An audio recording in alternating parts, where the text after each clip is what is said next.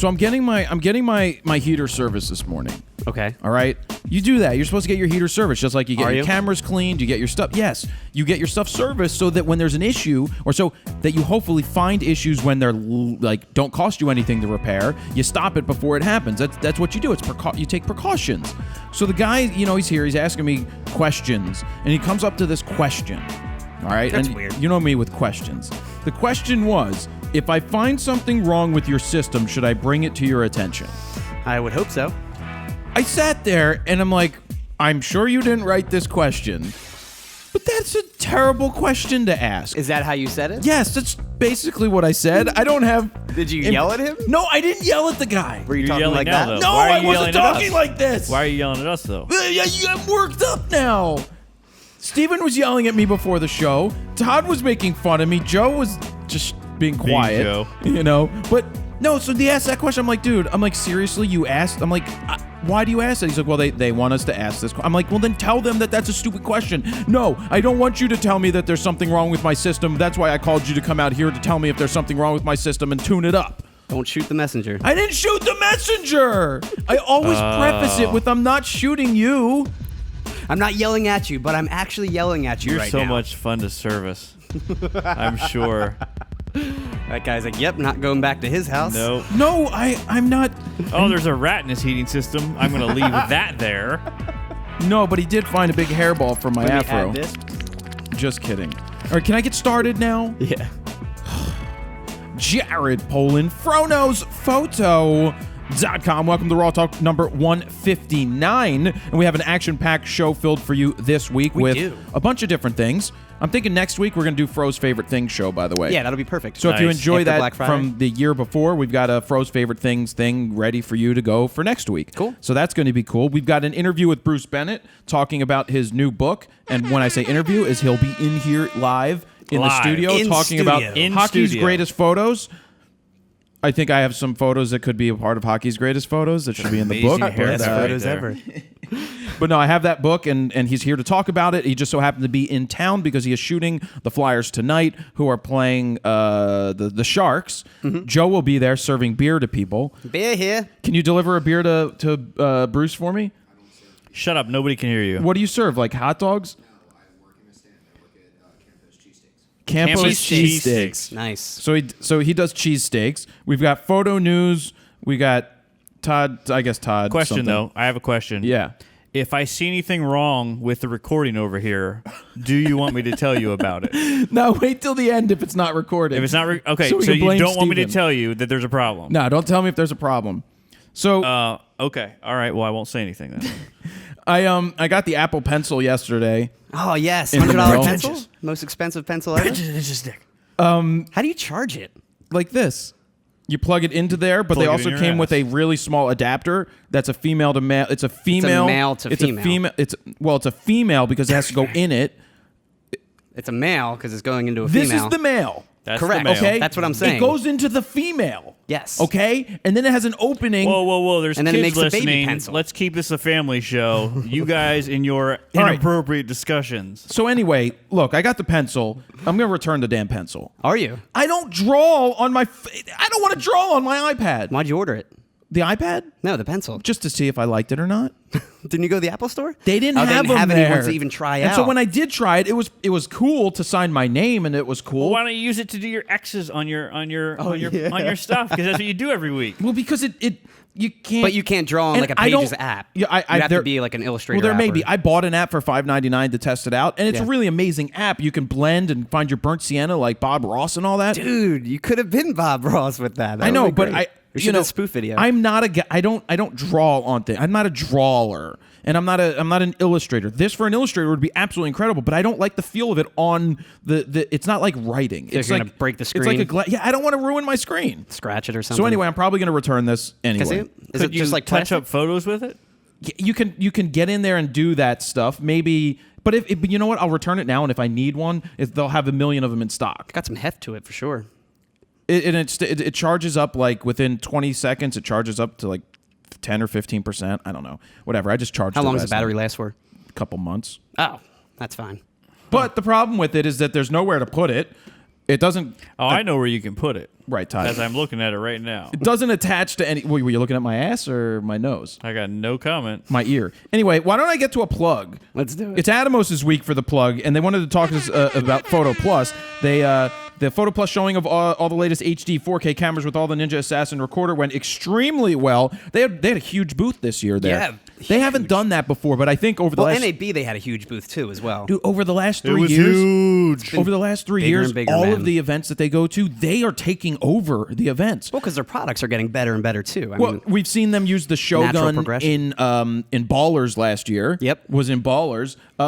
So and they do the hockey thing too now. Don't they look at the replays? oh or yeah, something she like was that? saying Heather was telling us that for instant replays at the hockey, they were showing it on a freaking Atomos. Yeah, that's yeah. awesome. So basically, what they said is many customers were excited about the price drop on the Ninja 2 and the Ninja Blade products. Only $295 for the Ninja 2 or $495 for the Ninja Blade, which we have both of them. We do. And it is just a no freaking brainer. Like now there is, go back 2 years. And you're spending $1,000 for that Ninja, for the Atomos Ninja 2 or something like that, and even more for the Blade. And to get recording over 20 minutes or 30 minutes, you wouldn't get it unless you spent a ton of money. Now, for anybody out there that has a DSLR or one of the mirrorless cameras or anything like that that does 1080 or 4K if you want to spend more money, but for $295, if you're recording events, Yep. like Todd has an event tonight that you're going to go and set up filming with a couple things. Atomoses. Right, it's a comedy event. It's about an hour and a half to 2 hours, and you just kind of want to set it and forget it. It's something that Todd could do on his own. He wants to set up 2 of them so he could set everything up, hit record, make sure the batteries are charged for everything, and bam, bam, bam, bam. He doesn't have to worry about it till after the fact. Like that's Leave the air $295. horns to me, by the way. What? Yeah, leave the air horns to me. $295 to get into the game. You buy 2 of those, put 2 cameras up. Yeah, you're only doing 1080, but so what? Clean signal. It's a perfect live event solution for sure. Yeah, it really is. At these prices, it's almost an insult not to buy one. That's what it says. I mean, when they That's what it says on your paper? Yeah. On your douche pad? Yes, on my paper, yes. and when they first came out, you were saying earlier about the price drop. What were they? $695, and then it was Yeah. $1,000 for the Wow. Blade. Yeah. Or something like Wow. that. Huge price drop. Yeah, so Yeah. It's look, great. if you're just your everyday consumer and you have a basic DSLR and you're trying to figure out how do you cover an event or your kid's playing a sport or your kid's up on stage dancing, this is your way of doing it and getting a better better file. And that's clearly a way to go. And for me, I'm more for the quality aspect. Yeah. I mean, Oh, the yeah. 10-bit recording, 422, it's great. Yep. What you can record out of it. Yeah, well, they fact. just said that right here too. Atomos helps to unlock the potential of the cameras, and although The some editing with it, cameras can awesome. record internally 3D at LUTs. 4K, recording to the editing format in 10-bit 422 gives you an advantage. If you want to work with the video in post with any type of color correction or effects, you might add. Get more colors and get more color accuracy with Atomos. And that and the focusing using the 7-inch monitor of that we use right there. Doubles as a monitor. Yep. Yeah, the 3D LUTs, they actually showed us what that was. Finally, it's pretty much like a baked-in picture profile. It's like Instagram. For the most part, but like- it's not actually saving the filter effect on there. It's just letting you see what it would be after the fact. Yeah. So a 3D LUTs, you could create your own, so you know how you like to do it in post, and then you could just put it in there. Hashtag no filter. Hashtag what, Todd? Hashtag no LUTs. filter. So Hashtag we no already filter. talked about that, but yeah, so you're going to be using them tonight. We'll probably cut Yep. in some of that information, but Todd wanted to do that, so that's why he's like, let's go out and do it. We'll put it into the real world situation and go ahead and let it roll. Yeah, I'm And thinking you can watch me curse all the time. I know that's something you're not used to. I mean, I want to come there. What time are you on?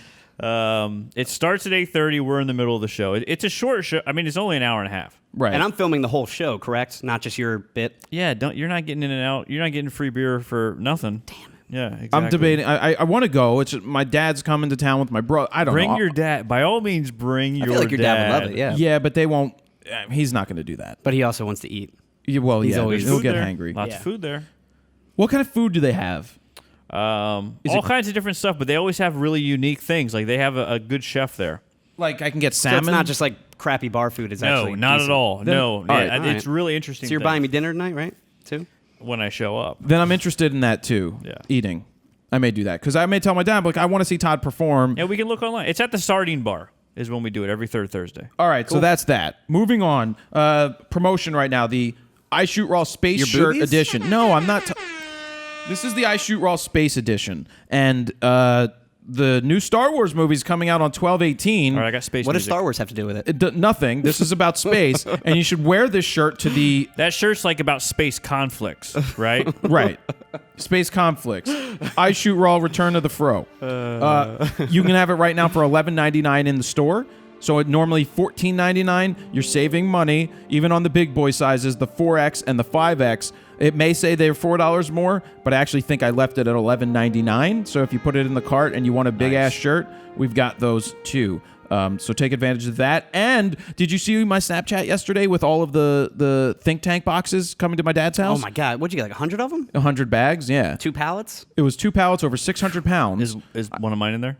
I have some video I'm of sure it. your dad was happy about that. Well, I have some Snapchat with him. It was actually fine because I went to make sure everything's fine. It actually looked like it didn't take up that much room in the shipping department. Well, Which is your basement. my dad's basement. Yeah. But I made this slide. I'm sure he's calling soon. He can tell us about it. He already called me earlier. I took 3 of the boxes, lined them up down the stairs, and then used that as a slide to Just like a slide the conveyor boxes. belt? Yeah. So I slid like 40. I don't know how many 40 boxes. There's 4 in each box. We got 100 of them, so that tells you how many boxes Did Heidi we have. help? So you damaged a lot of them already. No, they're bags, Todd, in boxes. Discounted? Are they discounted because they're damaged? So there's going to be yeah. a sale, yes. The holiday sale, there's going to be a sale on. So I'm letting you people know what's going to go on sale for the By holidays. you people, what do you mean by you people? So there's going to be, the bag is going to be discounted. The strap is going to be discounted. The I Shoot Raw Frono's Photo Black Rapid Sport. How much is that going to be? Well, do you know yet? Or? I'm taking $20 off. That's great. From the 79, so that's $59. Yeah, because Now- Think Tank, I think, sells them for like 65. You mean right? you mean I mean Black Rapid. Black Rapid. Yeah, I still think they're a $70 strap. I'm selling it for the holidays, or at Awesome. least for Black Friday through Cyber Monday. Who you calling Black, Todd? I didn't say nothing. I ain't say shit. So And remember to reverse the Brad too. At least I like it better that way. and I'll probably do some specials on the guides as well, like I do each year. So Cool. Bruce is coming in shortly, and now it's time to get to photo news. Oh, yeah. Did I miss anything? We just need to know what song we're rolling into for photo news. All What right, are we gonna let's go with Shipping Department Blues. do? Blues. Shipping Department Blues. Okay. Or music that Jared yells at the heating guy to. All right, fine. Which do you want? What do you want? Well, why don't we end with the is that other like one? death metal music? What's that? It's probably emo girl acoustic music that he's playing while he's yelling at the guy. Fine. Dashboard You ready? Professional. 3, 2, 1. Emo music brought to you by audioblocks.com/go/fro for photo news. Hey, excuse me, Mr. Polin. Do you want me to tell you about any problems with your heating system if I find something? What do you think? No! No, don't tell me anything! Why are you yelling at me? I'm not yelling. I'm being I'm not Steven. Don't yell at me. I'm not yelling. Let's get into photo mofo news. Big story this week. This is probably the biggest one. Reuters has issued a new worldwide policy stating that they're only accepting original JPEG files straight out of the camera to be submitted. Now, Smart. Reuters, what's up? Smart. A Reuters pictures editor sent out an email to freelance photographers requesting that only original JPEGs be sent in. The email reads, "Hi, I'd like to pass on a note of request to our freelance contributors due to a worldwide policy change. In future, please don't send photos to Reuters that were processed from RAW or CR2 files." Which, by the way, I find it weird that they only named the Canon They didn't RAW put file. Sony. They didn't Yeah. put Fuji. They didn't announce anything else. Anyway, Because they go everybody on- only shoots Canon. I mean, that's the best camera. They go on to say, if you want to shoot RAW images, that's fine. No pun intended. Just take JPEGs at the same time, RAW plus JPEG. Only send us the photos that were originally JPEGs with minimal processing, i.e. cropping, correcting levels, etc. Cheers. All right. Can I take over, please? Yeah, sure. I got about 200 messages from people when got a this lot came too, out. yeah. Now, Petapixel posted it with the title that said, what did the title They say? ban RAW. It was like bans Reuters bans RAW files or something like that. And so people are like, well, you're the I Shoot Raw guy. Now, if you just read the headline, you may think that Reuters was banning RAWs from being taken and they don't want them at all. So when you read this paragraph from the editor, this quote, Reuters, Reuters, okay. In the future, please don't send photos to Reuters that were processed from RAW or CR2 files. But if you want to still take RAW files For yourself. shoot them and just give us the JPEGs. Can I keep going? Sure. Yeah. So this came from Petapixel, this part. It's all right? I have that part too, but yeah, go on. A Reuters spokesperson has confirmed that this policy changed with Petapixel and says that the decision was made to increase both ethics and speed. As eyewitness accounts of events covered by dedicated and responsible journalists, Reuters pictures must reflect reality. While we aim for photography of the highest aesthetic quality, our goal is not to artistically interpret the news. Speed is also very important to us. We have therefore asked our photographers to skip labor and time consuming process to get our pictures to our clients. Let's take this up to the very top first and foremost here. If you want to shoot raw images, that's fine. Okay, great. Thank you. Only send us the photos that were original JPEGs with minimal processing cropping. This is the problem I have with this. It's their business. They can tell you, their photographers, to do whatever they want. If they want JPEGs, so be it. But when you make a statement like, in parentheses, with minimal cropping and correcting of levels, if you're going to ask for corrections to be made, you might as well have said, edit the freaking RAW files and then send it to us. Exactly. And saying that you want to uphold the highest ethics and standards, that other paragraph in there that they had. I think Petapixel was a little far-reaching with their title to get people to click on it, and a lot of people that just click headlines or just read the headlines think that that's the story. When the story isn't, they aren't banning it. But when you say that... I mean, they're banning it from being submitted. They didn't ban it from being submitted. They said, raw don't files. send them to us. Yeah, they're not going to accept ban it. They said, we don't want them. But they're saying that they want JPEGs. This quote is weird because it says, we want the original JPEG. Well, if you want the original JPEG, then you want the file exactly as it is out of the camera. Then there should be no processing. Then there should be no processing. Yeah. And remember, JPEGs that are processed in the camera, they're having color correction done. They're having sharpening done. They're having something done with the picture style, and that is what is being shown. Now, as a photographer, it is our job to uphold the highest ethics standards and not go ahead and make changes to an image because we have the ability in camera when we're shooting it as a photographer to change the level to make somebody look bad. If we shoot at a lower angle, we could make them look bad. If we shoot at a higher angle, they may look better. If we move to the left or the right, or if we zoom in just a little bit to crop out the needle that the person had next to them, you're changing the scene. Yeah. You're not giving an exact representation of the scene. So whoever's making this Reuters statement, they lose credibility. It's one thing to say, we don't want the RAW files, send us the JPEG straight out of camera. But when you start saying things in parentheses, keep the cropping and correcting levels, etc., to a minimum, you're now editing the freaking file. You're defeating the whole purpose. Okay? So that's my issue with that. The whole thing that they want it for speed, I get that it's quicker to transfer a JPEG over lines. It is much quicker. But if you edit the RAW file to make it look representational of the scene that you're in, I think you have a better job of doing that. And yes, JPEGs are much better today. They're great. Oh, yeah. JPEGs are almost perfect. They are. They really are. But when you have the original file, you have the original file. It's just... whoever's sitting over there at Reuters must not be a photographer saying that they want minimal corrections. First off, cropping shouldn't be done if you want an exact representation of the freaking scene. And how do you get a realistic representation of the scene? What, are you going to sit there and shoot video of it? But even you can manipulate that. And if you're having minimal corrections, you might as well shoot RAW at that point. Or you might as well shoot both. Yeah. Right, definitely shoot both. I mean, edit RAW as well. Right, you might as well edit the RAW file at that point. It doesn't take that long. They may be worried that people are going to go into Photoshop and take things out or put things in that aren't there. But what you need to do is, if a photographer is doing that, you fire their ass. Yep. Okay? You can't worry. Yes, you have to worry about it, but if you want to uphold the highest ethical standards, then ask for the RAW files. Have them send the RAW files in because they're the originals. And of course, you can make changes to that and hide it too in a DNG file, whatever. It doesn't matter. But if you want the best, not the best, but you want the best representation of the original, then ask for the freaking RAW file straight out of the camera. And then take the time to process it. But then again, somebody has to process it, and they weren't there to know the exact representation of the scene. Stupid. Exactly. Will there be a new T-shirt, I shoot JPEG, under parentheses, for Reuters? Reuters? Reuters. No, there will not. Why not? I almost wanted to call it the Ken Rockwell rule, but I didn't even want to go there on the video that I made, because he wouldn't ever be shooting for Reuters because he can't shoot his way out of a fucking paper bag. Whoa! Watch the language. I know. I'm sorry. Watch the language. Earmuffs. Rewind 12 seconds. He couldn't shoot his way out of a freaking paper bag. You don't have to rewind that. I'm just saying. But he can't shoot his way out of a paper. See, that's what upsets me. Don't get me off on this tangent here, but I'm going to do it anyway. That's what upsets me. I'll just say that about. The many if you're gonna educate people online, you better be able to back it up with quality photos that you take. That's it. If you can't shoot your way out of a paper bag, you have almost zero credibility. It almost seems like they're trying to simplify the process on their end. They're trying to cover their ass from having somebody make a change, like taking something out that should have been there. Somebody making me look extra orange. Right. I think huge mistake. It's overreaching, misunderstanding the point of shooting raw in the first place.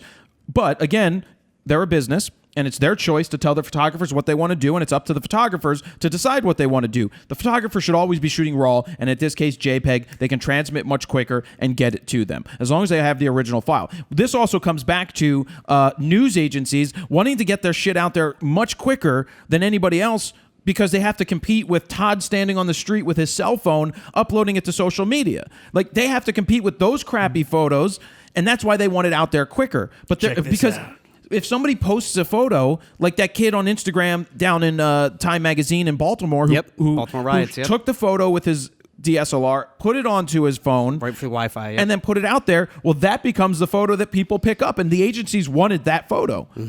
That was manipulated. It was a highly edited black and white photo. Yep. And nothing wrong with that guy.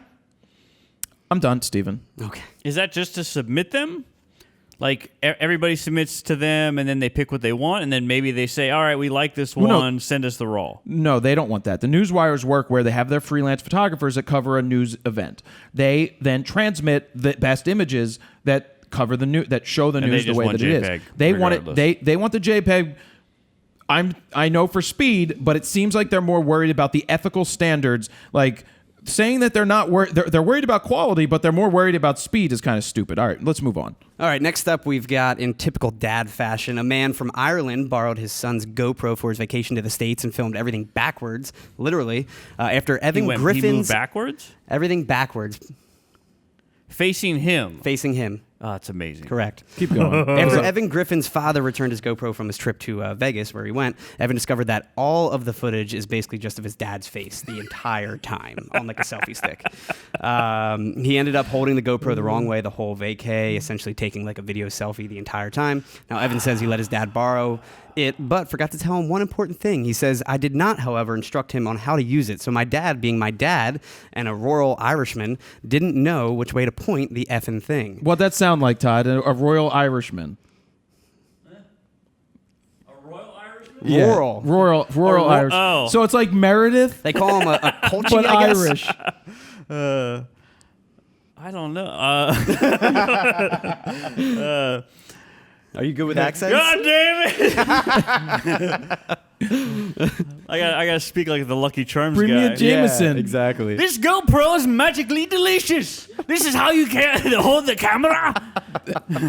That mixed in the. I call shenanigans on this. I find it hard to believe that anybody could point it at themselves while it blinks with the lens and not have a clue which way it's pointing. But if you're not really good with technology, But it looks like a camera. you have This no idea. looks like a lens. It does. Clearly, it's a Yeah. lens. I mean, it's not the eyepiece.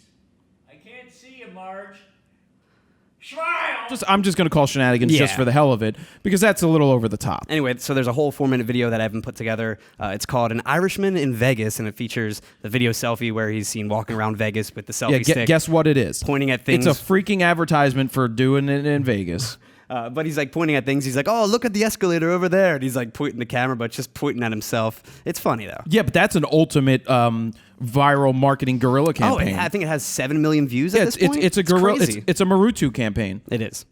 Next up, Canon released a really neat promo video for their new Image ProGraph Pro 1000 printer. The one I you need just to got. see this thing It's because really I cool. love the printer. Normally, I don't talk about ads or any type of promo video, but this one actually is worth talking about. selling out. You're getting paid by Canon to make Not at all. I wish. photo news. That'd be nice. Well, they did get for transparency. They gave me the printer. It's a $1,300 printer, and I get to keep it. The new video, it's called The Obsession Experiment, that highlights photographers' obsession over details. Now, in the video, they showcase a print on display from the new printer. They have a non-photographer, a photography student, and the photographer who took the image, and they're all reviewing the print. Now, while doing this, they track the subject's eyes as they're looking at the print, showing where each person focused on the image. They then plotted the viewing points, totaling all the eye movements. So if Todd was looking at a picture of a dude, he'd be looking right at his crotch. Now, the data shows that the non-photographer only had 212 eye movements, while the student had 445, and the photographer himself is seen talking about every detail in the image, and he has a total of 11. And the photographer's eyes were rolling in his head because he was being a pretentious prick, being like, I could shoot that better. I could shoot that It's better. his own photo, Todd. But he had 1,197 movements compared to them. You can see this Jared video. beats them all. Have you ever seen his eyes fucking move? How would they? It would just be like Look at the this. lie Look, detector thing. Steven, It'd be back Steven. and forth. That's what I mean. It'd be like the lie detector. Surprisingly, photographer Jared Polin had 15 million eye views. Well, look, you can see my eye. You can zoom in. He's so obsessed with detail. Can you zoom in on that camera, maybe? Sure, it won't be that great, but... But you can see it moving right now, Yeah. right? It's really moving right now. Well, and the thing is, as they're looking, when they're plotting this out on the piece of paper or whatever it is, you can actually kind of make out the image when the photographer's looking at it. It almost makes the shape of the person, the portrait. Oh, that's cool. So Wow. with yours, I feel like it'd just be like a lie detector thing, or what's that called? The polygraph or whatever? Yeah. Like, or that. a heart monitor. So for all the photo news and more, you can go to fronosphoto.com/rawtalk-159. And if you're one of those people that are listening on Sunday, which is bonus time because this comes out on a Monday, yeah, the photo news comes out on Monday. The show just comes out slightly early as a bonus, and that's that.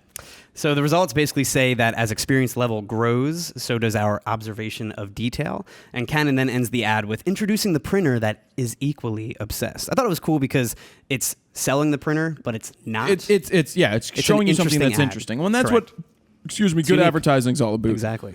Next up, we've got onto the other camera giant. Nikon has officially announced the D5 is in development. No shit. Now, in a new press release, they state that they are currently working on the camera, not that it's ready and available.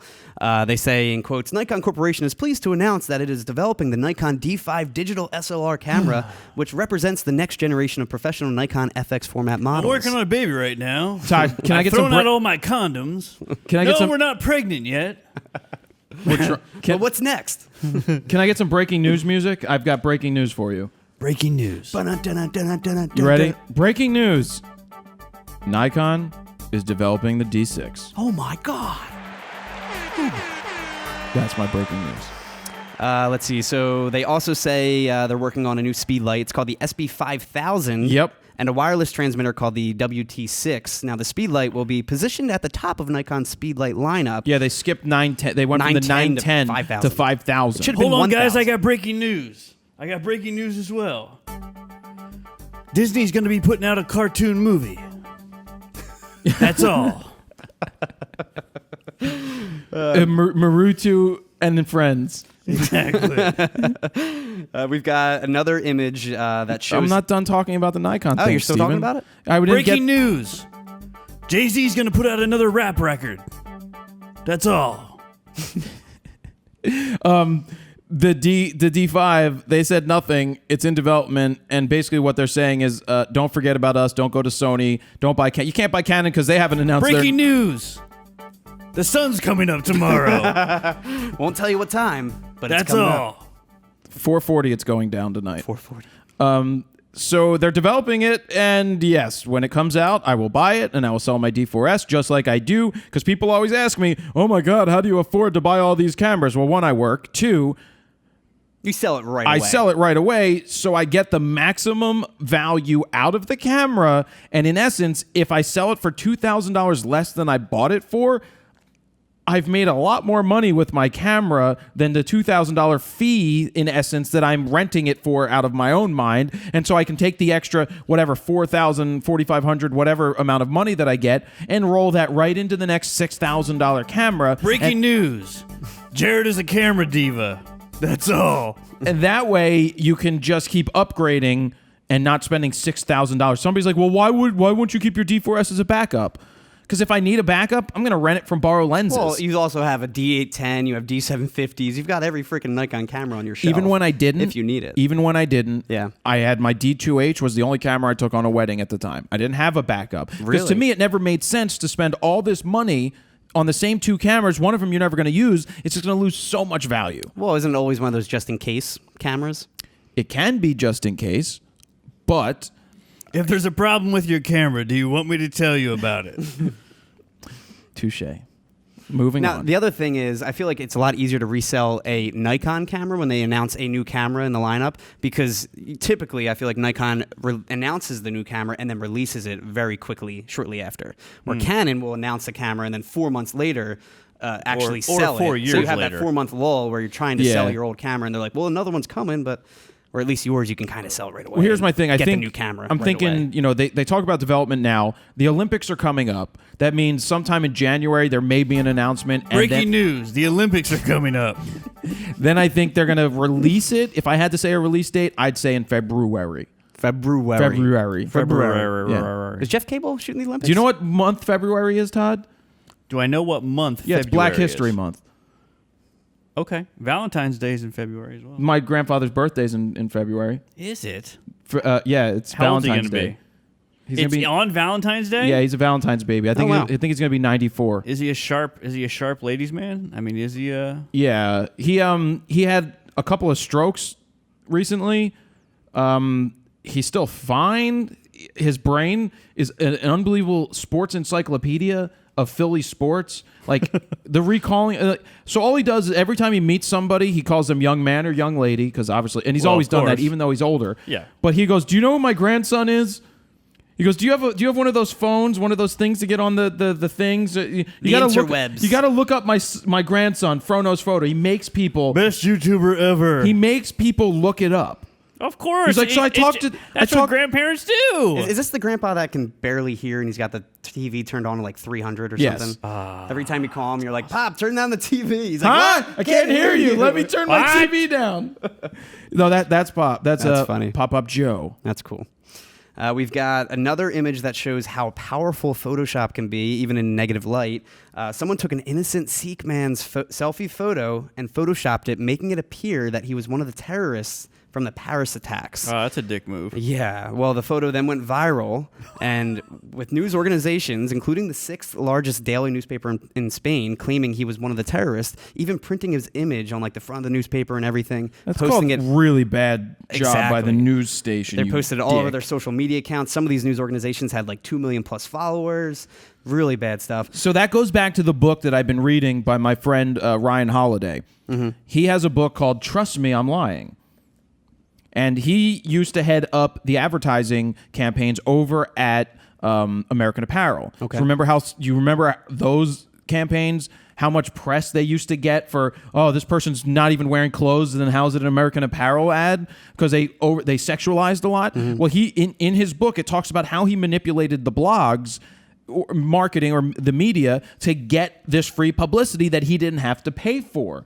And he's like, it's not like I'm doing anything new. He's like, they did this back in the 30s and the Interesting. 40s and the 50s. They manipulate. So basically, he just talks about, look, you submit anonymous tips to these people, and the bloggers get paid based, like a lot of news websites, and I don't know if you guys know this, but a lot of, like Huffington Post and writers for these places, they get paid based off of traffic. When you worked at the radio station, was it the same thing? It wasn't paid based off traffic, but Not paid, but they still look were at it. very strict on numbers with traffic. The problem is, if you're You got a weekly report and everything. if you're a news organization and you're telling your writers that in the book it talks about there's a company that has the leaderboard of hits for their employees, who has the most page views, and if you're at the bottom, you're possibly going to get fired. well, that's kind of how it was at the fired. radio station too. So that's with a these bunch reports. of crap, because so then you start sensationalizing your headlines to be Yeah. clickbait, because now it doesn't matter what Exactly. anything else means, because they used to get paid based off of page views. The more page views means the more ads that get served. Who cares how you get them? Right, but nowadays that shit's gone away. Yep. Because page views aren't where it's at. People are sick of it. Well, and it's not just everybody knows the banner ads don't work. It's about product placement, talking about the stuff right in there. I feel like that's the old school mentality of thinking. This show brought to you by, not actually brought to you by, but it's stuff like that. If you put it in the show, it's like you couldn't just skip that because you didn't know that was coming. Yep.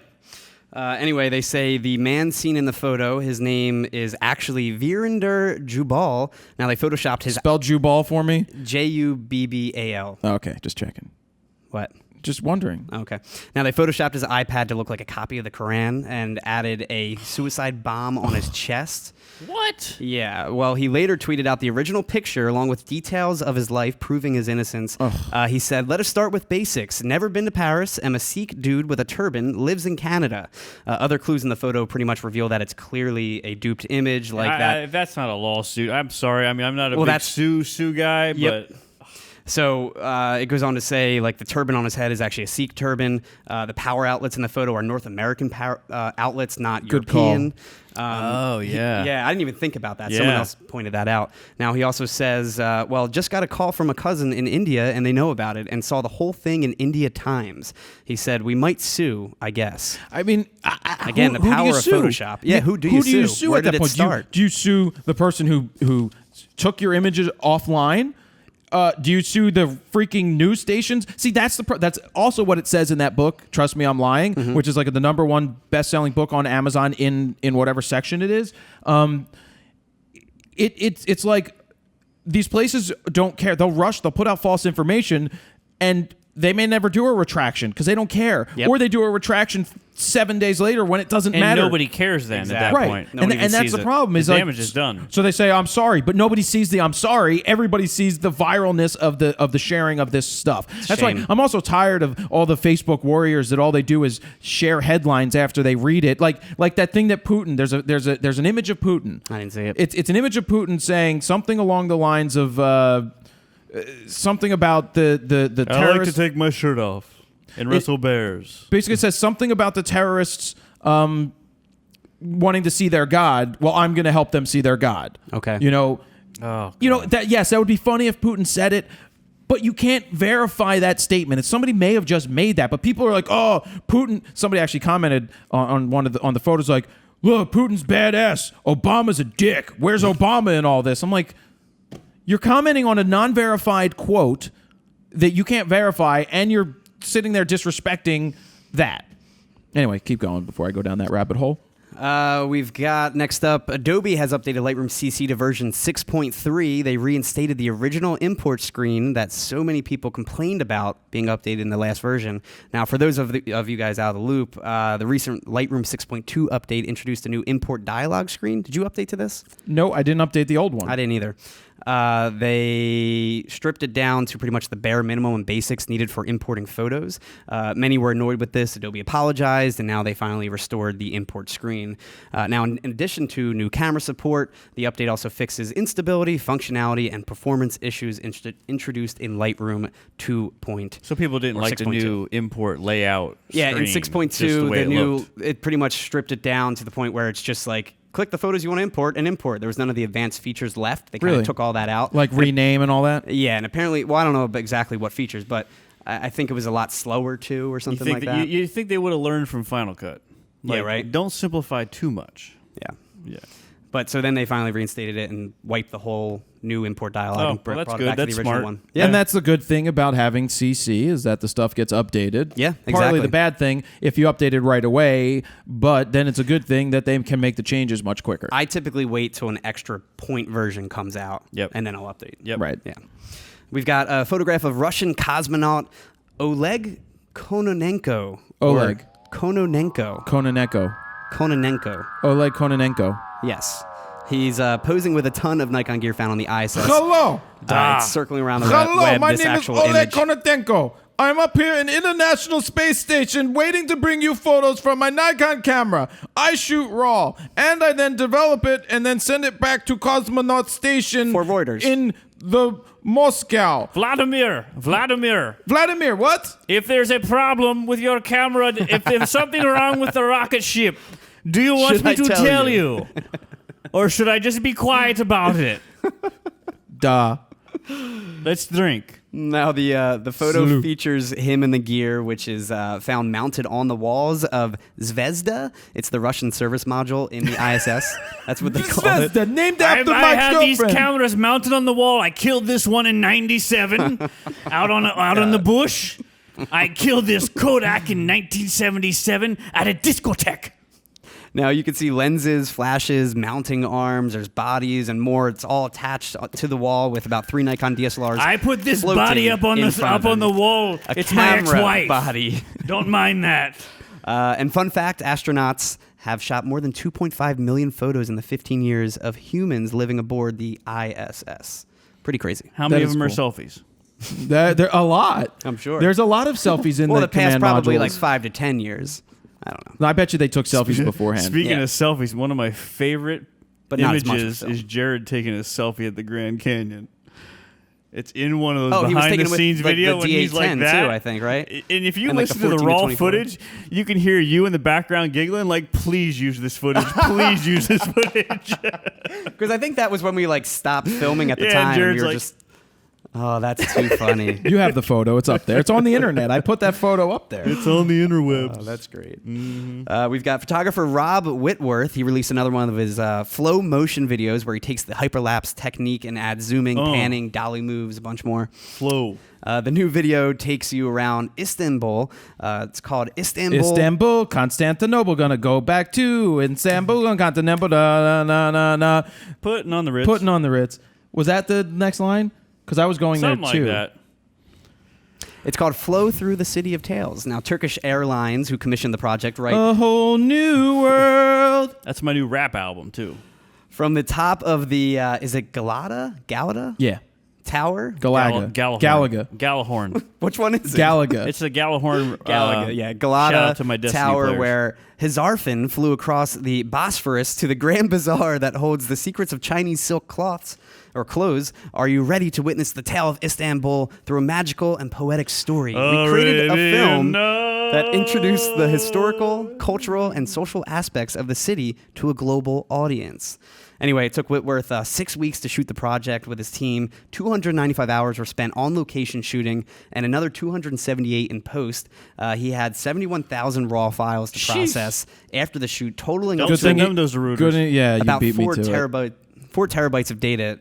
And there's also a behind-the-scenes video he put up of how the shots were set up, along with photos of the various locations they shot in. It's over on the website for you guys to check out. Crazy stuff, though. Yeah.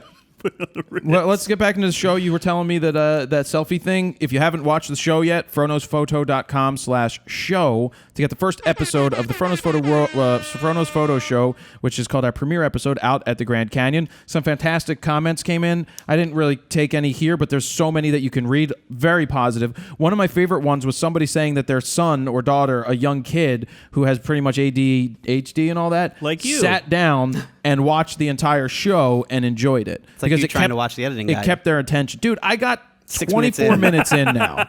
I'm 24 minutes into the editing How much guide. did Todd send us? Like 6 hours worth so Dude, far? I totally trolled him. four. I sent him like 4 hours of the guide knowing he was never Never going going to to watch see it. Did you ever watch a full guide?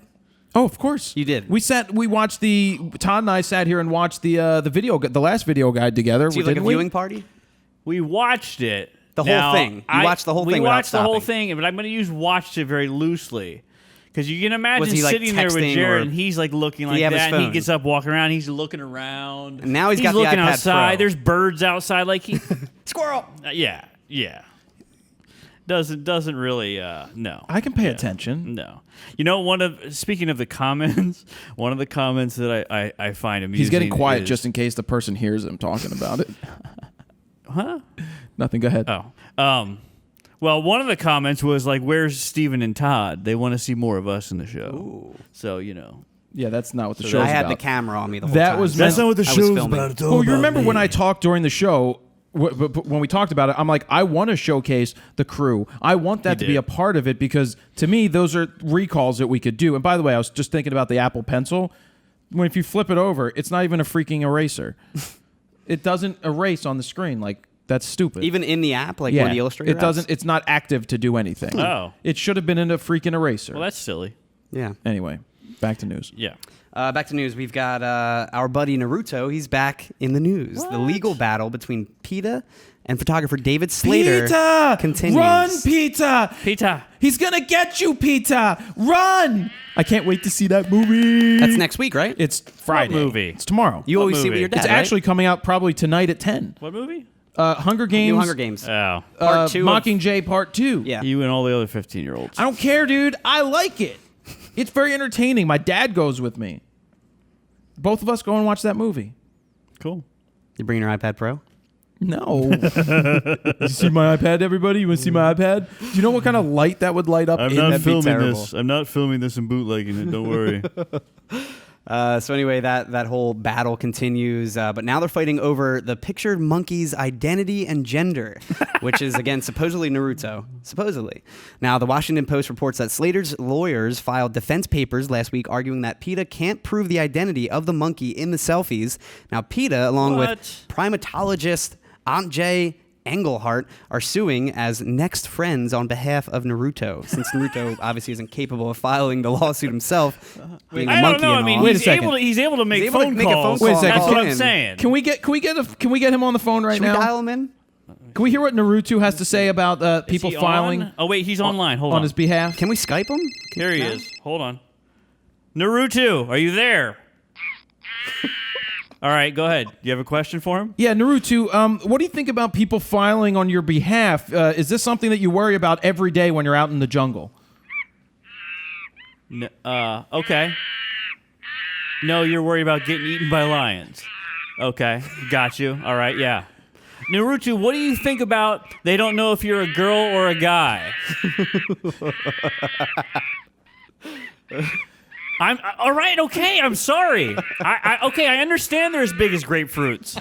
That's fine. I'm sorry. Yes, I'm sorry. Naruto, let me ask you a question. If we get word that there's a poacher coming right after you and has you in his sights, should we let you know? Well, there's no need to yell about it. Why would you yell at me for that? I'm just trying to be helpful. Sounds like someone we know. All right, goodbye, Naruto. So what? Naruto. He hung up. We lost him. Oh. He's still on the line. What do you think about PETA? People for eating tasty animals. Oh, you like McDonald's and Taco Bell? I have somebody you should meet. It's crazy. All right, so next up, Jared's tingling with anticipation. I want to hear. Why don't we introduce Taco Bell Becky to Naruto Here, I knew it was coming. on a date? waiting I don't for know it, if I too. have them both on. Wait a second. What would a date sound like between where would they go to eat Naruto and Taco Bell Becky? Why are you putting me on the spot? You're Taco Bell Becky. Go for it. Improv. Hold on. Naruto. Wait, Naruto. All right, hold on. I need to make another call. I'm gonna merge the calls. She's not picking up. Hold on. Oh, hello. Are you there? Becky. Becky. Becky. I think she butt answered. Becky! Naruto, be quiet. I'm trying to get her on the phone. Becky! Hello? Hello?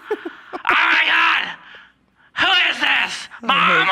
We're out of toilet paper! No, Becky, it's Todd and Naruto. What? What are you screaming at me for? Well, no! My boyfriend won't let me do that. No. And anyway, there's a problem at Taco Bell. And I don't even know if there's a problem at Taco Bell. Do you even want me to tell you about it? No? What? Because they're out of hot sauce. Shut up! No, I'm not gonna do that. I don't like tiny beats. I like the big ones. All right, goodbye. I'm going home now. I'm going home crying now. toward that segment. You could have. I'll give you a pointer. She was out of toilet paper. Naruto could have offered some leaves Oh man. I guess. to wipe her butt. Anyway, go ahead. So Slater's lawyers' excuse in their motion to have the case tossed states that the allegation that Naruto is, in fact, the monkey who took the monkey selfies is contradicted by other allegations in the complaint. Specifically, in the wildlife book, Mr. Slater describes... Don't we have other things to worry about in this world right now? that are more important than worrying about the rights of an image for a gorilla? Are you a gorilla? We're getting a call right now. Naruto, don't yell at him for that. He's not saying you're not important. No, you are important. You're important, okay? And you know what? Thanksgiving's coming up, and I'm thankful for you, okay? All right. Goodbye. That's all I have to say. Anyway, so Mr. Slater describes the monkey who took the photographs as a female, not a male like Naruto in his wildlife book where the picture is posted. Now, oh my God. Let me finish this. I'm sorry. No, he said you're a girl. I know. No. Look, I understand you feel like a woman sometimes and you have a big set. But look, I understand. I know Caitlin is your hero. But look, I'll call you later. Let Steven finish the news. Now, Slater also claims that PETA has previously referred to the monkey photographer as a female as well. Now, researcher Carol Berman, who has PhD students working with the same monkeys, says, I can say with confidence that the monkey in the full body photo is a juvenile male. All right, hold on. We got Coco the gorilla on. Naruto, I'm gorilla. Sign language, where's my cat? Anybody remember Coco the gorilla? Yeah. I was going to say, can we get Jane Goodall on the phone next? Who's that? Jane Goodall is the gorillas in the Mist movie, correct? Yeah. She's the person that embedded herself in the 70s. Okay. She became friends with the gorillas. Like, they make her part of the family. Anyway, let's get this story out of here. So anyway, this researcher says that she proves that it's a juvenile male. She says the proof is in a round pink spot in his crotch, which is the top of his withdrawn penis. All right, hold on. Yes, Naruto, she says you have a small penis. What do you say about that? Naruto, what? That's a birthmark? Wait, what? She can suck on the pink spot. Wait. No, she didn't say it was syphilis. No, you get penicillin for that. All right, goodbye. Now, the motion for dismissal also accuses PETA of seeking to commercialize the photographs without Naruto's knowledge or consent, by the way, which, as a monkey, he cannot give, in order to spend the proceeds as they see fit on, among other things, habitat preservation for the benefit of Naruto's community of crested macaques, or whatever they're called. What, Naruto? Macaws? What? Is that what they're called? You want to use the money to be a pretentious prick with an iPad Pro? All right. Now, they go on to say, that is, next friends, PETA, seek to redress a total different problem, that of habitat loss and endangerment of crested monkeys in Indonesia through the ridiculous vehicle of a U.S. copyright claim. This is ridiculous, PETA. Can you guys go back to worrying about chickens or something? Is it Naruto? Is it a boy or girl? Does he have a small penis? Well, I think we got the exclusive here. So we've got all the answers. Hold on. Everybody should run with this story. Don't fact check it. We have the exclusive here. This just in, Lorena Bobbitt is dating Naruto. Lorena Bobbitt is dating Naruto. Oh, that's great. Joey Buttafuoco is on the line. Joey Buttafuoco. Wait a second. Hey, I'm here. Yeah. Look, I just got done at this B&H convention here. I'm talking to my guys over here, and I hear you talking about cutting off pricks. Wait a second. I didn't mean to go to Joey. I meant to go to John Wayne Bobbitt. Yeah, hello? All right, is that photo news? That's the All end right, of photo news. Can we use "Go the Hell Away" PETA music or something? Okay, Come up sure. with something better. I forget. Jungle music. Jungle music, Steven? I don't know. Why don't we go with jungle music? Why There not? you go. Brought to- Naruto house party. Naruto's and Naruto jungle Naruto music. celebrating the victory. He just got his That first didn't happen paycheck. yet. He just got his first paycheck. All right, here we go. Brought to you by audioblocks.com/go/fro. You can find all the Naruto music and more in 3, 2, 1, go.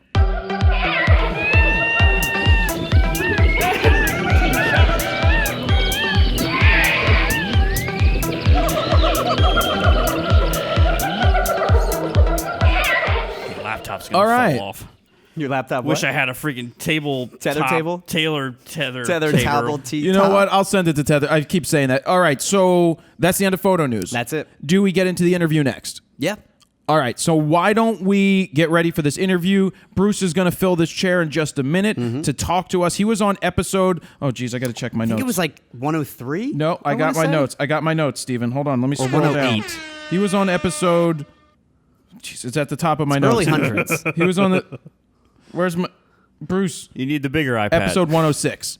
It was 106. He was on episode Okay. 106. And where we actually filmed him on. We filmed him. Location. We were on the bench at the Philadelphia Flyers. Really cool. We were at the First Union Center or whatever they call it. Wells Fargo Wachovia- Center. Wells Fargo Center now. We were on the bench pre-game before opening game last year. So cool. Around 4:30 in the afternoon, we were standing on the bench talking to Bruce. Awesome situation to be in. What a great interview. That was the first time he and I met. We've passed in the hallways before, but now he's on his way to talk about his new book, and let's get to the interview. Let's do it. Bruce, welcome to my house. I cannot believe that I am in the Frono's Photo World headquarters. That's true. Did you ever think you would be here? I actually, when I got frisked at the door, I thought I was going to get stopped there by Joe, but I got through security. How'd you get through Joe?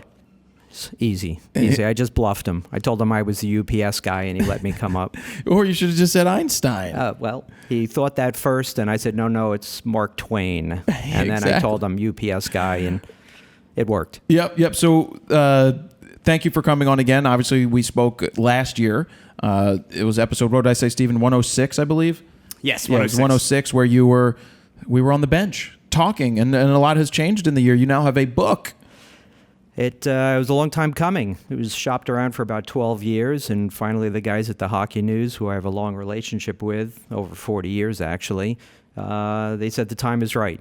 Let's do it. So over the last 12 years, the time wasn't right for the hockey's greatest photos? Well, I guess every day is hockey's greatest photos day, but no, I guess the climate was right. It was a new publisher at the Hockey News, and they were all on board for moving the project ahead. So what's been the process of getting it all put together?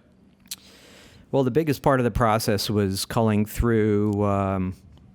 They started at 2 million images in the archive, but I actually went through about 600,000 to bring it down to the 250 that are in there. And that was the biggest part of the project, and that the most time-consuming as well. That's a lot of images to go through. Yeah, it's a lot of late nights, and the fact is a lot of this was digital imagery, about 400,000, and about 200,000 were in analog form, print, negative, slide, just a lot of material both in the archive in Los Angeles as well as in various corners around my home in New York.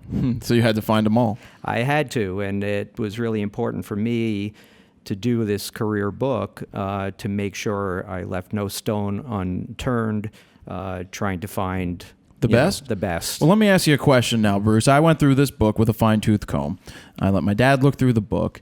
There are not enough pictures of Flyers in there. Why are there not more pictures of the Flyers? Well, I'm like any fan from New York. We hate the Flyers. Yeah, who didn't know that's true. The fact is... Funny story. Wait, go funny ahead. story. I'm flipping through here. Leon Stickle game. They now have the Leon Stickle rule. For anybody who doesn't know, Leon Stickle, he blew a call against the Flyers in the Stanley Cup that cost them the Stanley Cup in 1980. Hold a grudge. Go ahead. We'll hold the grudge on Leon Stickle. But my dad is turning through the pages of the book and gets to the, bossy jumping? Mm-hmm. He gets it, and he goes like this to the page, and he goes, bleep you, Leon Stickle.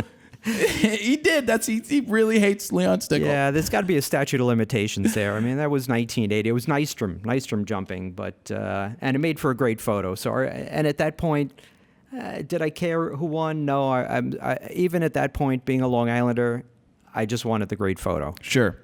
No. Do you find that in the past, when you're shooting film, were you more selective shooting than now with the digital? Oh, absolutely. Now you still have that thought pattern. Do I have time to edit through all the crap that I'm shooting? Should I lean on the motor and shoot 10 or 12 frames a second?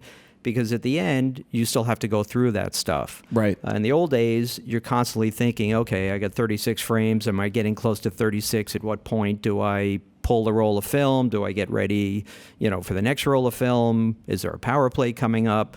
And back then, you would pull it at 30, between 30 and 33, and take your time with those last few frames, hoping you're not changing film when something happens. Now, are you RAW plus JPEG for speed? Well, what's the correct answer here? How do you shoot? It's all JPEG, dude. Why? Why? Because I'm just trying to piss you off, basically. Are you seriously all JPEG? It's all JPEG. Is that like Reuters? You saw what they said, right? No. Reuters just came down and they said they don't want anybody delivering photos raw. They want the original JPEG with as minimal corrections as possible, which is just stupid that they said that.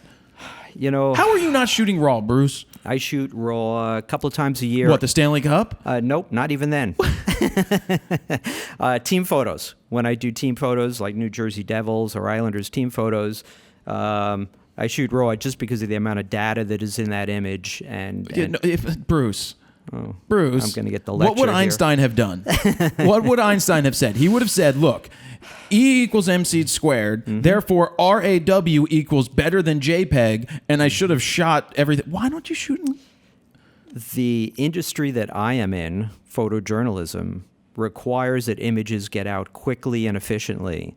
RAW is great for many, many things, but in terms of my workflow and the workflow of the typical photojournalist, it is important for us between periods to be able to get out 5 or 7 images. So or I get 10 that. Images. I understand that. Yeah. But why not do both? For me personally, the software that we use is not conducive for downloading RAW and JPEG at the same time. It downloads, the software that we're given downloads JPEG. I'll take it under advisement. I'll bring it to the powers that be and all the other bullshit. Bring it to the powers that be. Basically, we produce very nice posters. Our clients, our licensees produce beautiful posters from the JPEG image. I just don't see the need in it, quite honestly. Unbelievable. I see a tear. I see a teardrop from your left eye. It's dropping right now. Okay. 3-on-3 hockey, have you been enjoying that in overtime? During preseason, I thought it was the worst thing I've ever seen, and now I'm starting to enjoy it. It's one of the coolest things I've ever seen. Yeah. The talent level of the players that you have on the ice, the back and forth nature of it is incredible. Yeah, it was really odd, though. The season started, and I think teams are still trying to get a feel for how is this going to work? How do we go all out, or do we lay back? And now it's just it's gone so far as I don't know if you saw, the NHL is going to do the All-Star game 3-on-3. The entire game? I don't know. I saw you know what? I breezed through the release yesterday, and I think they're doing the entire game 3-on-3, division against division. Yeah. Oh, Jesus Christ. We're going to see 50 goals. Oh, the goalies will be like the guy in Slapshot jumping around. The hair. Yeah. The hair up here. The hair. Yeah. I don't think they should do that 3-on-3. The All-Star game's not 3-on-3. I don't either, but you know what? The All-Star game is probably the worst event that I shoot each year. It is Thankfully, they don't boring. do what Major League Baseball does and say that the winner gets home field advantage. There has to be some motivation, and I know that there's money put into the pot this year, so that'll be the motivation. All I can tell you is year after year, for me, it was nothing more than shooting stock images on each player in their All-Star uniform. Right. But the event was like pulling teeth. It was horrible. So hopefully, I don't care what they do. They could do 2-on-2. As long as it's more exciting than it has been in the past, I'm on board. All right. So back to the book. How'd you get Gretzky to do the forward? Blackmail. You had a photo of something? Well, it was Polina, actually. No. Known him for a long time. Went to his tour of Europe in 1994, where we became more friendly. And at one point, he said something to me, anyone who went on my tour in 94, I'll do anything for. I was friendly with his agent back in the early days. I helped him out on some projects. I go to Wayne's Fantasy Camp every year, where I work hard at making sure all the campers get what they need. So it's just been a relationship through the years of mutual respect. Yeah. So how's the book doing so far? I'm thrilled. I wish it was in more bookstores in Canada. I found it on the bookshelves. Obviously, there aren't that many bookstores around anymore anyway. Right. But it's doing really, really well on Amazon in Canada as well as in the U.S. It's really highly rated, and the books are moving well. That's great. Yeah. That's great. Is there anything that you would change now that you see the book? Wow.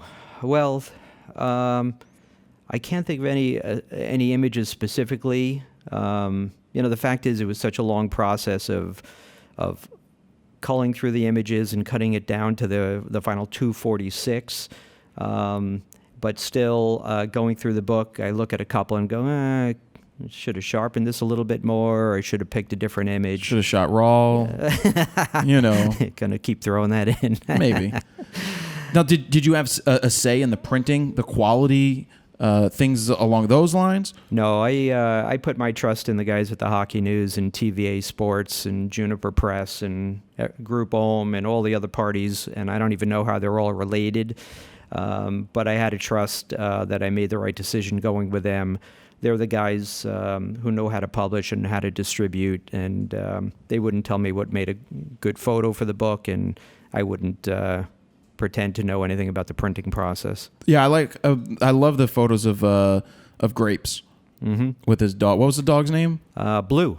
Was it Blue? Yeah. Private photo session up somewhere outside of Toronto. Very hospitable guy. Very very comfortable in front of the camera. And, he's and funny a great as hell. dog. Yeah. How are the conversations with him about sports? It was so long ago, I don't even remember. I remember his home a little bit. I just remember him being a really gracious host, and when it was time to be shot, he was on. Immediately goes into that persona to be photographed. That's cool. Yeah, that's really cool. So, do you still love getting up every day? I mean, tell us your typical day. Well, not your typical day. Why are you actually here today? Flyers. Still traveling down to Philadelphia from New York. For me, it's anywhere from 2 hours and 15 to 2:45. In my typical workflow, it's Islanders, Rangers, Devils, and Flyers. Through the last couple of years, Getty has gotten more staff photographers who are a little bit closer towards to Philadelphia. So I've cut down on some of the trips, but this week was just one of those oddities of Tuesday, Thursday. I've got Flyers on the schedule. Nice. Were you down Tuesday? I was down Tuesday, yeah. Oh, nice. Yeah. Steven was there. Oh, I didn't see was. you. Joe works there. Uh-huh. Joe works at the stadiums. Oh, souvenirs, refreshments? Refreshments. Oh, maybe I'll go get a free pretzel from him. Maybe you'll get one of those carb sticks, yeah. Uh-huh. Cheese Excellent. sticks. Yeah, Cheese so steaks. you had an AMA the other day? I did, yeah. It was kind of cool. I didn't have any idea what I was getting myself into. I did a little media tour in Toronto, centered around my trip up there. Oh, thanks for the invite that I got the night of the Toronto thing. Oh, are you in Toronto right now? Yep. Well, you texted me something, being a wise ass, and I was like, well, if you are in town, I've got a little book party, opening book party coming up, and you said, no, I'm not there. I did. You know what? I actually texted you a picture of my dad giving the finger to the photo. You did, yeah. It was probably the nicest text or email I've received in the last month regarding my book. Good. Look, I can't help it if the text was too small for the old guy. He's probably my age, quite honestly. He's pretty close. 67. Okay, I'm 60. And the text, I wear my glasses, and the text was fine for a guy wearing his glasses. But you know what? Toronto, coming back to the AMA, the Reddit AMA, had no idea what it was going to be. I found it enjoyable. The guys at TSN, the sports network up there, were in charge of that whole process and helped me through it. And I just felt bad at the end of the whole thing that there were a lot of questions that fell by the wayside that I didn't answer for anyone. Like what? What were some of the things you wanted to answer you couldn't, if you can recall it? Well, you know what? I didn't actually. There were one or two I can't remember. I scrolled down and I said, I'd like to get to this one. And they kept telling me refresh the queue and answer the ones at the top of the queue. But I felt bad. Some of those at the bottom or the ones that just kept getting pushed to the bottom weren't answered. And as well, I said to the moderators, I said, I wish I had some questions that could be the sarcastic ass that I am, because, I like to have fun with the humor, and really it was pretty straightforward, most of the questions I got there. Like, how do I become an NHL photographer? Yeah, and, the stock answer is I don't need any more competition. That's the stock answer. You get a lot of questions from guys who never shot hockey who want to get started. And there really is no easy way to answer that except get out there and shoot. Shoot kids, shoot industrial leagues. Even though in USA Hockey, last year they passed a rule down, they've made us officials aware of, that nobody is to be shooting from the benches or penalty boxes. unless they have certain permission. So not just a fan can't just go in the penalty, but like I used to just show up to the rinks and go shoot pictures, and it's not the same, especially if they're shooting kids, and they'll be like, "Why are you shooting pictures of kids?" and all this stuff. Yeah, everyone's so defensive these days, and the problem is in a lot of the arenas you're doing your reffing in as well. I'm sure the glass is crap. The glass is tough. Yeah. The lighting has gotten better, though. They've moved to a lot of better lighting. Speaking of, do most of the NHL arenas have the better lighting now? You know, it's interesting. A lot of them, I don't travel around as much as I used to. Going back, 2 years ago, I started doing mostly local games and traveling for the bigger events. But the arenas that I've gone to, like Philadelphia, like the Wells Fargo Center, Brooklyn, Madison Square Garden, New Jersey, a lot of these arenas have now switched to the LED lighting. From what I understand, it costs them about $1 million to put the installation in, and they make their money back in 6 years in what they save. Oh, wow. And as well, they're helping me out because the lighting, the increase in lighting, the edge to edge, where the corners aren't darker than center ice, it's been a real boon to hockey photographers. Do you still need to use strobes, though? I still prefer strobes, but yet Stanley Cup Finals the last few years, even when strobes were offered to myself and my crew, I've declined because the digital cameras, and I'm a Canon guy, the 1DX and even the Mark IV before that, those cameras are so good in the available light situations. So you bring in the LED lighting and the better cameras. And the main thing is the availability to shoot 10 or 12 frames a second and capture the moment. I was just going to say that because now you don't have to worry about the waiting a second for the cycle. Have you ever blown a strobe? Many times. And during a game, what happens? What happens is you either run up to the rafters and reset the breaker on the strobe, or have an assistant run up, and usually I'm there at a lot of games by myself. If you overshoot the recycle time too many times, or the tubes are in bad shape, or the capacitors aren't up to snuff, you'll pop the breaker. And it's nothing more than going up and pushing a button, but you got to get into the rafters. You lose a lot of time getting up there. It's interesting because the LED lights are super bright. They are. I mean, I'm shooting, when I was shooting with the 70 Mark II as a test, I'm probably shooting at like 2500 ISO with 1/1000th of a second at 3.2 or 3.5 just to get a little bit of extra sharpness. It's perfectly fine. It is, but still, the difference between strobe and not strobe, when you're shooting 100 ISO, you're shooting 100 ISO, even 200. Most of the time with the strobes I use in Philadelphia and New Jersey now, albeit I'll be using the Pocket Wizards on hypersync, so I'll be shooting a 500th of a second or a 640th of a second, which you couldn't do a couple years back. That's right, you were stuck at the 250th, but no, with this hypersync now, 640th of a second, 7.1 usually, 250 ISO. 7.1. Yeah. Wow. I mean, you don't even have to focus. Shot JPEG small, compressed. Anything but raw, and we're doing JPEG large. If that makes you feel any better. Thank you. I know Much it doesn't. Better. Yeah, much better. But the colors with the strobe and the ability to blow up the images and crop in, as opposed to 2500 or some of the arenas will be at 4000 ISO to freeze the action and get a little bit of depth. Still go strobe any day of the week, except for those events where that puck bulging the net and that peak action is needed. Right. Do you shoot for fun? I do. I love surfing. I love shooting surfing and dogs at the dog park, and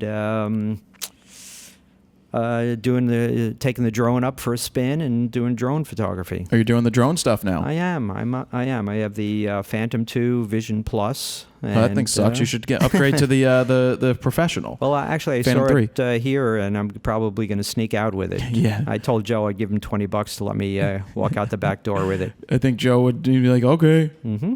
Yeah, no problem. Yeah. It's one of those things now. It's just fun. It's not for business purposes. It's just a diversion, something to get my head out of the hockey for a little bit. You shoot the Westminster Dog Show? I have not. I'm into amateur dogs, running around the dog park and playing with lenses. Every once in a while, I get lenses from Tamron, and I'll test their lenses out for them and tell them what I like and I don't like. They're 150 to 600 I played around with. They're 70 to 300. And I'll mess around with that at the dog park and see what the lenses are capable of. You ever get accosted at the dog park from some woman walking her dog being like, "What are you doing taking pictures of me?" Usually it's more a case of, can I have copies of that? So post some on the Facebook group for the dog parks, and with some of the people I know, I'll send them some photos. But for me, especially in the summer where I've got July and August without hockey stuff going on, a little light office work, getting ready for the following season. But July and August is a time to go out and just sit on the beach and shoot some surfers or go to the dog park and knock myself out. Now, do you see stopping shooting hockey ever, or is this just going to be something that they'll have to cart you out? You start to think about the number and being 60 years old and all that, but it's really it's a matter of being physically able to do it. And there's one of the mantras, for lack of a better term, in our company, and it's lead by example. And if it gets to the point where I'm no longer able to lead by example by carrying my own weight and carrying all the equipment and going up and down the stairs and all, then I'd like to think at that point I'll walk away. Right now, just as a goal, another 5 to 10 years maybe. Man, that's a lot of hockey. It's a lot of hockey, and there are ways to ease up a little bit. At some point, maybe I'll just edit people's hockey photos, become an editor, and I direct our hockey coverage at Getty Images, and what could be better than actually determining which images hit our website? Seems like it makes sense. Sure. Now, Worlds are coming up, right?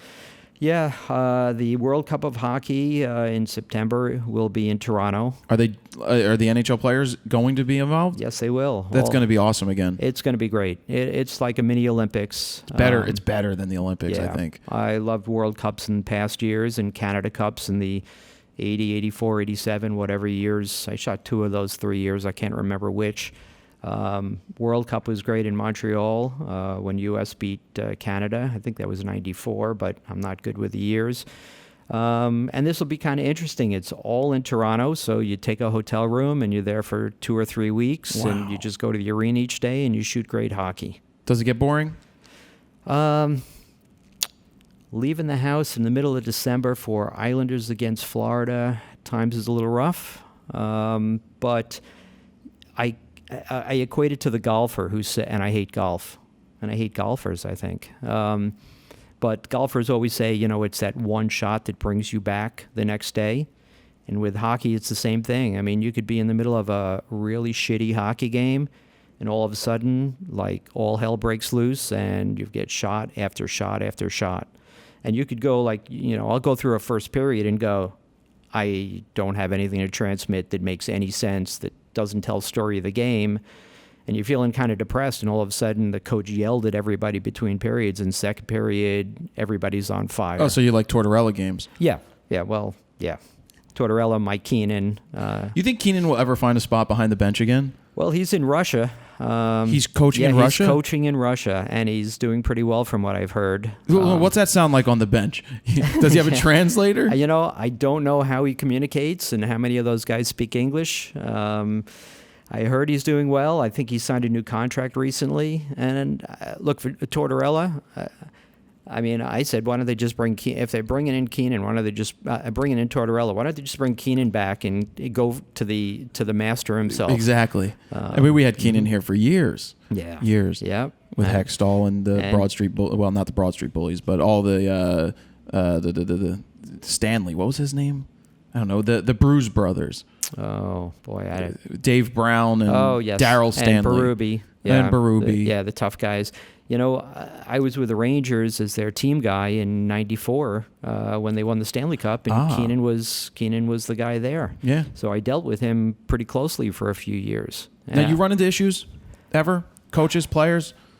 I don't even know if I asked that last time. Yeah, I did get chased out of a locker room by Dan. Was it Dan Maloney? Not Dave Maloney and not Don Maloney. Dan Maloney, Toronto Maple Leafs coach. And, the security guys let me walk in for the post-game press conference, and supposedly there were no photographers permitted there. And he's talking, and I shot one frame, and then I shot the second frame, and he said to the news guys, he goes, "Excuse me," and he got up and he came after me, and I ran, and I'm like, I don't know what I'm running for, I don't know what he's coming after me for, and I ran out of the locker room, and the security guy says, "Oh, you're not allowed in there." I said, "Well, why didn't you stop me at the door? Nobody told me." Yeah. I said I come to Toronto a couple of times a year, nobody told me, but mostly, players. I've always said the hockey players are so much better than the athletes that I've dealt with in other sports. Yeah. They're just more down to earth. Most of them have a great sense of humor. I was spit on by Don Mattingly in the early days, and that taught me maybe I'd stick with the hockey guys. Why do you do that? Why do you do that? I was doing something for a trading card company that wanted players posed, and in this case, they wanted a guy with a bat and 3 poses of him taking a swing, and they'd make the card where you twisted it and you could see a guy swinging. Sportflix. Yeah, something like Was that. it Sportflix? It was Major League Graphics. Sportflix. I don't know what they called it. My back brother and then. I had Sportflix. Okay. So you took those pictures?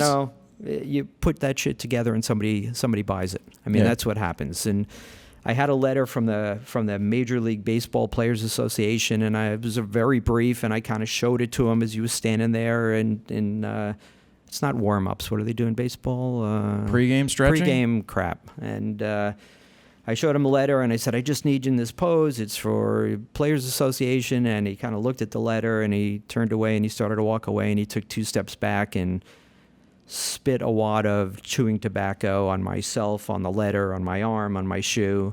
And that was the end of that. And I said, okay, I'll stick with the hockey players. Yeah. Because they usually don't chew tobacco. They'll just bleed on you. Yeah, something like They'll that. spit a tooth at you. Yeah. Taught me my lesson. I love shooting hockey. I like getting down there a couple times. Well, I got down once last year to shoot, which is still nice that I can make a phone call and they're like, "Yeah, come on down." I get to shoot a photo hole and all that stuff. Yeah.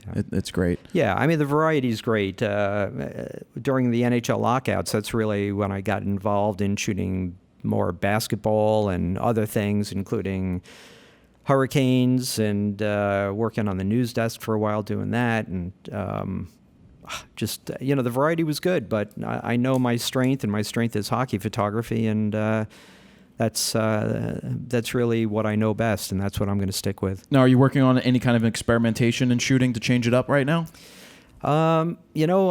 It's weird. Late last season, I guess it was in March, all of a sudden I had a bunch of thoughts come to me of things that I hadn't done in the past, including multiple exposures. A couple of them one or two made it into the book as well. Was it of a flyer? No, it's never going to be of the Flyers. But when you look at it and you go, wait a second, these digital cameras are capable of doing 9 frames a second on the Canon, and I started messing around with it, and I came up with some images I was really happy with. So that was last season, as well as slow motion blurs. It's an old technique. Yeah. And came out with a couple of good images. I got a few things in mind. One of them centered around HDR, which I guess is a little bit antiquated now, because you can just... You better be shooting RAW when you do freaking HDR. Oh, absolutely. Oh, absolutely. Oh, I'll just do it then. It's all going to be HDR. From today forward, all HDR. RAW? All HDR? Yeah, and I'm going to be picking up a few hard drives from you here on my way out, so I can store all those RAW Dude, images. that's a lame excuse. That's an old, antiquated person's excuse to say that's why you don't shoot RAW. I'm an old, antiquated guy, so there you go. That's not good. That's not good. I was going to say something, and then I lost my train of thought. I distracted you. Where can people find you on social media? Social media. Twitter handle is Bruce_Bennett. And strangely enough, my Instagram is also Bruce_Bennett. No Snapchat or any of the other wacky... no Mercat, as I was lectured. No Periscope. We're not allowed to do that at the hockey games. Really? NHL has told us that is verboten. But actually, I was going to ask them recently. In fact, just this past week, I said, I'd like to do some of the Periscope of me editing a game. So just not out at the arena. It's not hockey players skating around, but I think I'll see if they'll give me an okay to do some of that. Screw that. Don't do the Meerkat. Don't do the Periscope. Film it for YouTube. You'll get a larger audience to watch it in better quality. You can start building up your following through that thing so that you can answer more questions. You could do Bruce Bennett's weekly question and answer show or whatever, where you answer 3 to 5 or 10 questions, whatever you want to do. You could do it at the rink. You can get a lackey. You can get some kind of assistant to carry around the camera. Steven, he's available. Yeah. Steven's available. You can am. do stuff like that. I'm just giving you some ideas to keep it fun, is that you can just have some kind of intern that works for Getty film you with maybe a Canon XC10, have them get you that thing, and just pre-game just talk. And then people can follow Bruce and do that stuff. Actually, now that you mention it, YouTube channel is Poolside 77. Poolside 77. And what can they find on there? Basically all the interviews that I've done, including the one with you from last year. Would you steal it from me? Something like that. I copyright violated you. Nice. What are you going to do? What are you going to do? You stole your hair from me. Yours hasn't turned white yet. Not yet. And mine is a little shorter than the early days, but similar. Yeah. So have the smaller nets this year played havoc on your shooting in the net? Was it this year? I think it was last year. Was it last year they made started. smaller? The biggest, that was a huge problem. We did a little bit of reconfiguring the net cam to try to not make the box smaller, but kind of tuck it into the back post a little bit closer. It's even with, the lens and camera of choice is a full frame Canon with and I always forget, 15 or 16 millimeter 2.8. 15 or 16, I don't know which one it is. They have a 15 fisheye. 15 fisheye, so that's the one we use in there. Should put the 11 to 24 in there now. The box would have to be rebuilt. It's not deep enough for it. Yeah. But that still is able, even with the, I think it's 6 inches less in depth that they put in, they did with those nets, we're still able to see all the bars. And you need that. That's the most important thing. Sometimes we'll crop in past that point, but sometimes those posts are really important to see. Yeah. Are there any changes in the NHL that you'd like to see? Because I know they're discussing some new things. Well, I'd like to go back to the old days where we had those, what we used to call the suicide boxes, which were the boxes at center ice with no glass in front of us. Like you had in New Jersey all those years. Jersey was great. Madison Square Garden for many years was great, where we were part of the penalty box area. And even in Philly, the old Spectrum, we were able to sit in the penalty box in front of the players.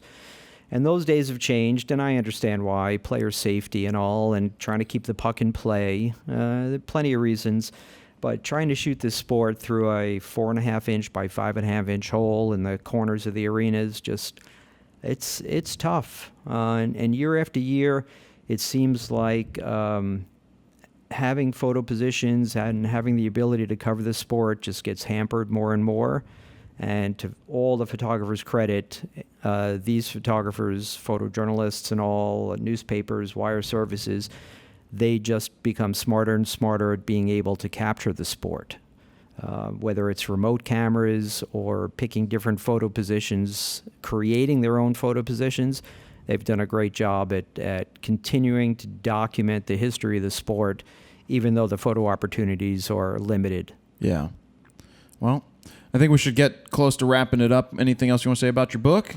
What a wonderful, wonderful Hanukkah and Christmas and Kwanzaa gift this book would be for all the boys and girls out in Froland. And Festivus. Oh, I knew I'd insult somebody. Yeah. Yeah. So it's out there, Amazon, BarnesandNoble.com, and hopefully you'll find it in bookstores somewhere. If you can find a bookstore, just buy the thing on Amazon or on the internet. It will get shipped to your door. You don't have to go out and get it. And if you're in Canada, it costs roughly $39.95 Canadian. Which is like $12 US. It's actually, it's not as... Anyway, this is I got the book. Oh, you got to sign it for me. I shall. Right on the Leon Stickle page. Got to find it. Yeah, that's you memorized that page. I did. Page 73. Sorry, Flyers fan. Yeah. All right. Thanks for coming out. Enjoy the game tonight. Shoot well. Shoot Raw just for me tonight. Maybe. And that's Okay. it. Thanks, man. Yep. Good thank to you. be here. Yep. Cool. So there you have it. That was our interview with Bruce Bennett. Again, his book, Hockey's Greatest Photos, just now with less Flyers photos and less Eric Lindros, is now out for you to go pick up. I love talking with Bruce. There's nothing better than talking hockey and talking with other fellow photographers, especially about this. So go ahead, pick cool, this book up, add it to your shelf, buy it as a gift for somebody who likes hockey or just likes great photos. All right, so let's talk about being the Thanksgiving. This is the week of Thanksgiving when This the show week, yep. comes out. Why don't we talk about what we are thankful for? Who should I start with, Steven? Steven, Todd, what are you thankful for? thankful that the show's almost done today. Right, okay. I'm thankful for my family, first and foremost. I don't know if Steven will mention that, because the first time we tried this, he didn't say anything. And I'm thankful that the show's done. You mean the editing show, guide? The TV show. Oh, the editing guide not done. Not the editing guide. And I'm thankful the editing guide is very close to being done. Yes. Steven? First and foremost, family. I think that always Such a goes biter. first. Copycat. My girlfriend. I'm thankful for her too. I'm thankful for her too. Just he has to keep the important people in focus in his life. Focus is tough for him. I'm thankful for you. What? For Oh, you. you're such a suck Having a ass. solid I job. knew that was coming. Best boss ever. Best ever. Best boss That's ever. This me. is terrible. I'm thankful for now. Joe being here. Mm-hmm. You're thankful for who el- Joe? Not Todd. Definitely not Todd. I can't even believe you're thankful for Joe. I'm And thankful for that's Star about it. Wars coming out. I Yeah. am thankful for that. I'm sure there's plenty of other Is it my stuff. turn? Yes. Thankful for my iPad Pro. No, I mean, obviously thankful for the family. Thankful for all the people that watch at home. We have to kind of thank you guys because without you paying attention to what we're doing, Todd course, wouldn't get yeah. to make his weird Aw. voices. No, so we obviously we're all very thankful for you. I'm thankful that I have somebody like Steven on board that can work his ass off and is really good at what he does, because that makes my job a lot easier. Thank you. When you have somebody who's competent opposed to not being competent and can get a lot of things done and is reliable. Can you get rid of that fuzz too? Right there on the black? Yeah, thanks. And so that's a lot I of didn't what know I'm this thankful was going to for. be a very special episode of Frodo's I'm Photo. thankful for Todd, Rolling a tear. being there, and that's it. Let's Joe, what do you oh, thank you, Joe. Joe, what are you thankful for? Not having a microphone. So shut up! Shut up! Can we is the phone ringing right now, Todd? I think so. Wait, is that? We have Naruto on the line. Naruto, what are you thankful for for this year? Organic bananas and tiny beads. I can't promise you the tiny beads, Naruto. All right, look. All right, fine. All right, goodbye. I gotta go. Yes. Gotta go to Moe's. I'm going. Yeah, I'm gonna go have a beer with Bruce. Naruto, shut your pie hole. I gotta go. Me and Bruce are gonna go get shit faced. All right, goodbye. All right, it's time for Gear of the Week. This week, we have the Sony RX100 IV. We like to call it the Mark IV. Now, this is part of, we've got a Postman Fro, and I'm thinking that we're going to do a real-world review of this bad boy, because a lot of people have been asking for us to get into more of the point-and-shoot style cameras, or to... This is an advanced point and shoot too. Yeah, for other sure. cameras that you can carry around. Yeah. It's not like we're talking about the $99 General Electric Exactly. China knockoff. We're talking about Hey, an almost... whoa! That's what I use for my wedding photos. 12,800. That's why we're talking about this Sony, is that this is action-packed and full of a lot of different features. Action packed. First off, it's really heavy. I thought it was going to be much It's a hefty more camera for plasticky. sure, yeah. But it's built like a brick. Oh yeah. A lot of the point and shoots these days do not even have viewfinders. This doesn't have a viewfinder until you press this button right here. Oh my god! And the viewfinder with an OLED display of like 2 million pixels. I also Oh, like that pops it up. automatically turns on when you pop that up. Yeah, that's pretty cool Yeah. too. So if you really quick see something, boom, bam. So you have that. You have a Scared me. screen for selfie mode.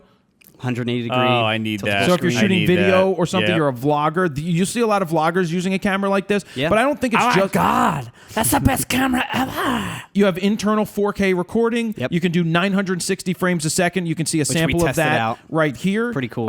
It is interesting, Yeah. but of course, at 960 frames a second, your quality, your pixel readout is lower than 1080. That's a lot of data to push. Right. So you have to remember. There's not a lot of cameras out in the world that are going to do 960 frames a second. It Actually, also a does. compact camera. It also does what's I'm gonna blog at 240 and 1060. 480 Does 240, 480, yeah. and 960. So obviously, as you go to the faster frame rates, you start to lose a little bit of quality. But it's pretty cool to play with. The pixel readout is just smaller and smaller on the actual sensor, and then it just Yeah, the blowing it up Nerf to dart 1080. looked pretty darn cool. Yeah, looked You really should cool. blog it at 960.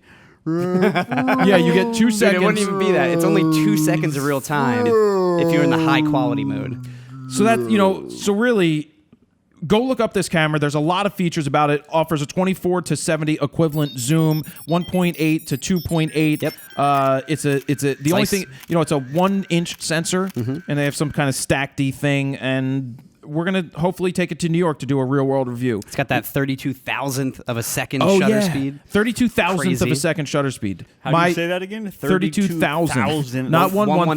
32,000th 32 of a second. 1/32,000th of a second. 1/32,000th. My DSLR, which costs $6,000, goes up to 1/8,000th of a second. So that gives you some interesting capabilities that you couldn't do otherwise. And then I picked up some accessories for it because it doesn't come with a charger. It only comes with a cable to plug it in. It comes with a wall charger. It comes with a not wall a charger battery to a wall charger to plug into the camera. Yep. I wanted to be able to just charge it anyway, so I want an actual charger. Yeah. And that's that. Only Makes the sense. best. Joe, Jared. wheel, Only the please. best. Well, we also realized the battery, the slow motion video really, really kills the battery. Well, because you got to know you're moving 500. That's what I'm saying. Yeah. Megs Yeah. of footage for that 2-second Crazy. thing. Yeah. 2 Half seconds. a gig file for 2 seconds. Pretty insane.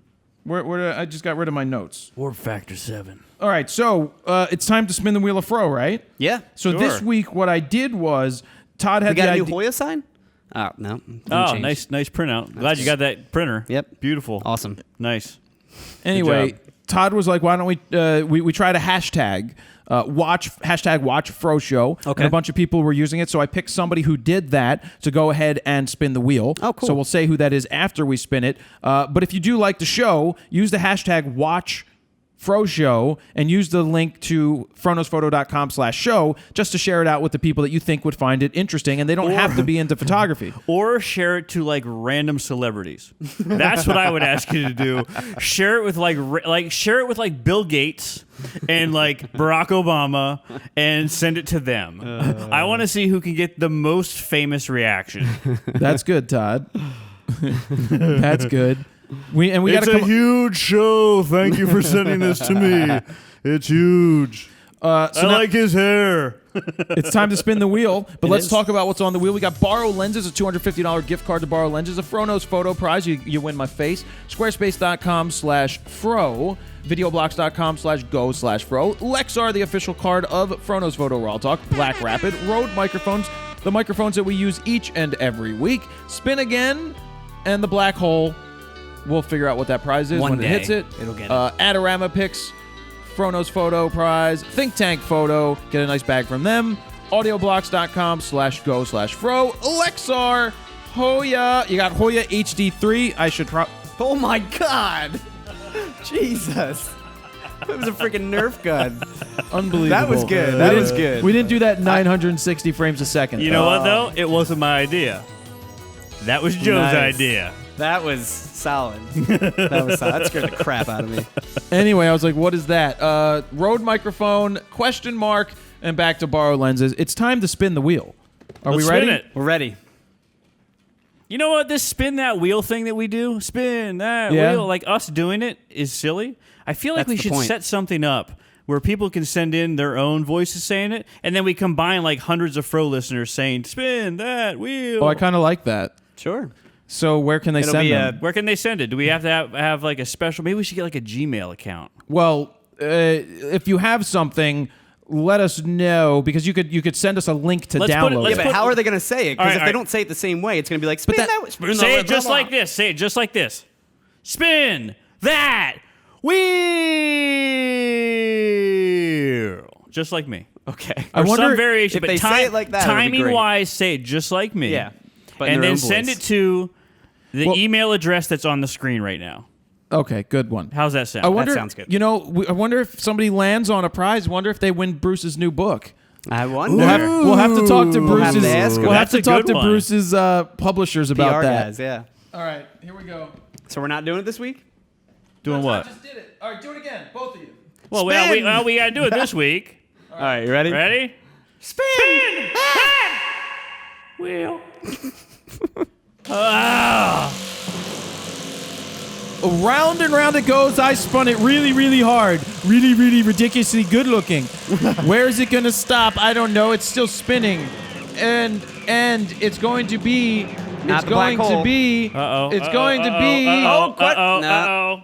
Borrow lenses! So congratulations to Daniel W. Johnson! Janssen. It's pronounced Janssen. Johnson!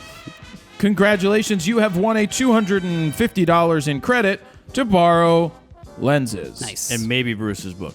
And, well, we'll figure it out. Maybe we'll give Bruce's Maybe. book away to somebody else. Oh. Naruto or somebody could use it. No, don't call Naruto. Well, I mean, he might want it. Is there anything else I'm supposed to do, or is that how we end the show? I think that's it, yeah. Why don't we have a hashtag this week if you got this far? Hashtag Naruto, what's the hashtag this week? Oh, well, that's nice. I love Todd is the hashtag because I have been getting those. Hashtag I love Todd. So that's really nice of you. Hashtag I love Todd. No, I don't want hashtag I love Todd. No, this is my show, guys. I was thinking Yeah, I feel like you somehow slip that in every week. Like, we'll do hashtag I love Todd. we got the callback from earlier in the show where it's Hashtag Naruto's a boy. all right, like that. we'll do Naruto's if you've a boy. made it this far. Hashtag Naruto's a boy. How do you spell Naruto? That's the next question. U2O. U2O. UTO. U20. Put it up on the screen. I guess I assume you'll put it on the screen. Hashtag Yeah, I'll put it on the screen, whatever Yeah. the real freaking... hashtag Naruto. Yeah. Naruto's a boy. Yep. And we can go with that. So, for all the photo news, stories, and more, go to fronosphoto.com/rawtalk-159. Thank you to all of the sponsors this week. Thank you to Sony for the gear of the week that they sent out, and we're going to be doing some stuff with that. Thank you to Bruce Bennett for coming into the loft and enjoying the little interview that we had. Thank you to Todd. I don't know why. Joe for sitting in on his chair, Steven for your stuff, and that is where we're going to leave it. Jared Polin, FronosPhoto.com. See ya.